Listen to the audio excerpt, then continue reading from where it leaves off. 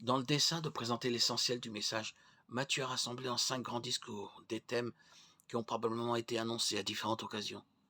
La composition littéraire la plus importante est le discours sur la montagne, que la tradition identifie à une colline à l'ouest de Capharnaüm.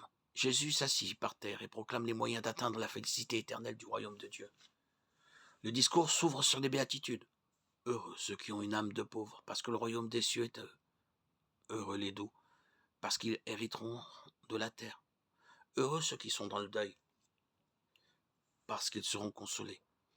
Heureux ceux qui ont faim et soif de la justice, parce qu'ils seront rassasiés. Heureux les miséricordieux, parce qu'ils obtiendront miséricorde. Heureux ceux qui ont le cœur pur, parce qu'ils verront Dieu. Heureux ceux qui font œuvre de paix, parce qu'ils seront appelés fils de Dieu.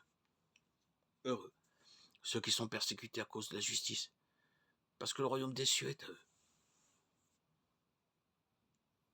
Heureux serez-vous lorsqu'on vous insultera, qu'on vous persécutera et qu'on dira mensongèrement contre vous toutes sortes de mal à cause de moi. Réjouissez-vous et exultez parce que votre salaire est grand dans les cieux, car c'est ainsi qu'on a persécuté les prophètes avant vous. Ce genre littéraire, nimbé de poésie sémitique, n'est pas nouveau.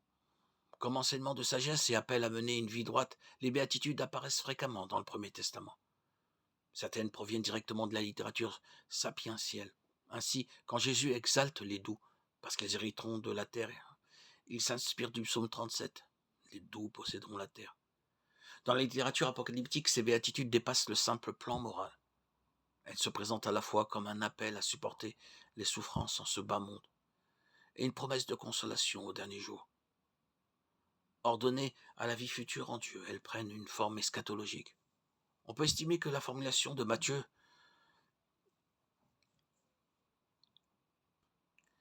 est plus historique, en tout cas plus conforme à la littérature du temps que celle de Luc,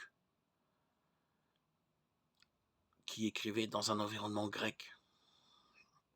Le spécialiste des écrits de Qumran souligne que les 9 béatitudes de Matthieu rappellent par leur structure et leurs règles de composition certains textes esséniens en hébreu, au point de comporter pour chacune d'elles le même nombre de mots en grec. Cela ne signifie pas que Jésus a cherché son inspiration du côté de la mer morte.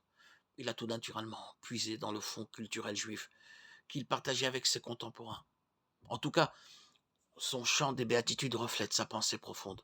Les pauvres, les affligés, les tourmentés, les sans-voix, terrassés par l'épreuve, victimes de la tyrannie des puissants.